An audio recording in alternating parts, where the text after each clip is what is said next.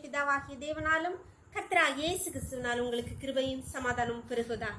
நாளிலும் கூட நமக்கு ஜீவனை தந்ததும் அல்லாமல் தயம் பாராட்டினார் அல்லவா? அவரை துதிக்கலாமா?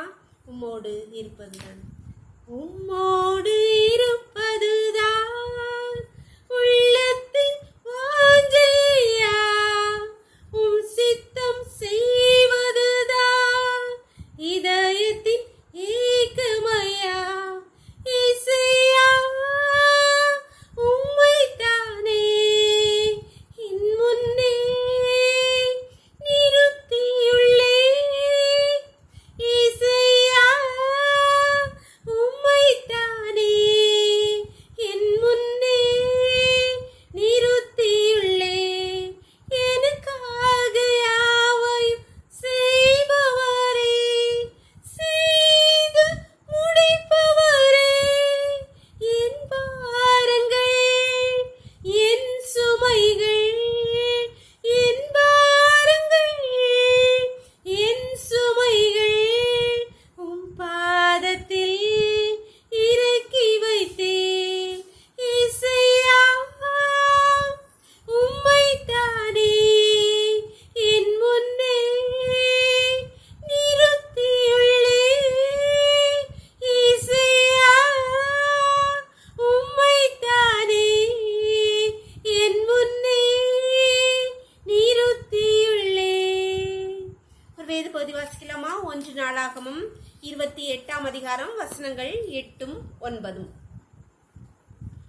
இப்போதும் நீங்கள் என்றென்றைக்கும் இந்த நல்ல தேசத்தை சுதந்திரமாய் அனுபவித்து உங்களுக்கு பிறகு அதை உங்கள் பிள்ளைகளுக்கு சுதந்திரமாய் பின்வைக்கும் பொருட்டாக நீங்கள் உங்கள் தேவனாகிய கர்த்தரின் கற்பனைகளை எல்லாம் கைக்கொண்டு விசாரியுங்கள் என்று கர்த்தரின் சபையாகிய இஸ்ரவேல் அனைத்தின் கண்களுக்கு முன்பாகவும் நமது தேவனுடைய செவி கேட்கவும் உங்களுக்கு புத்தி சொல்லுகிறேன்.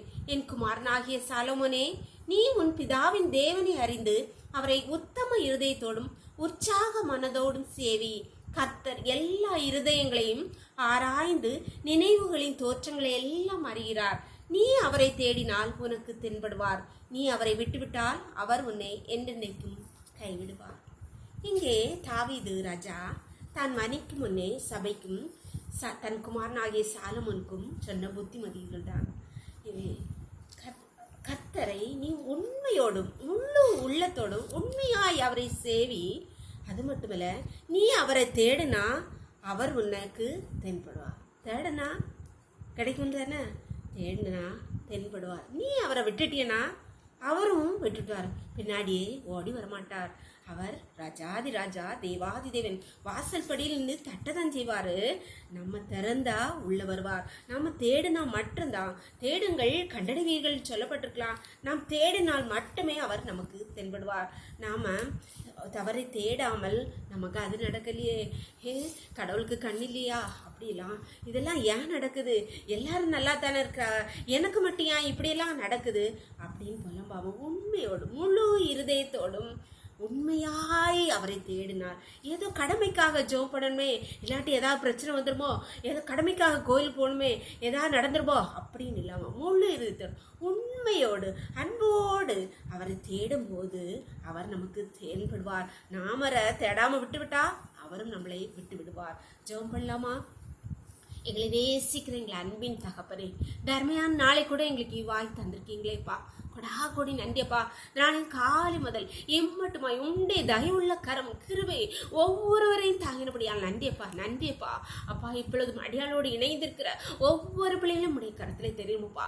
உண்மையாய் முழு இருதயத்தோடு உண்மை தேடி வந்திருக்கிற ஒவ்வொரு பிள்ளைகளும் உடைய கருத்திலே தெரியுமப்பா.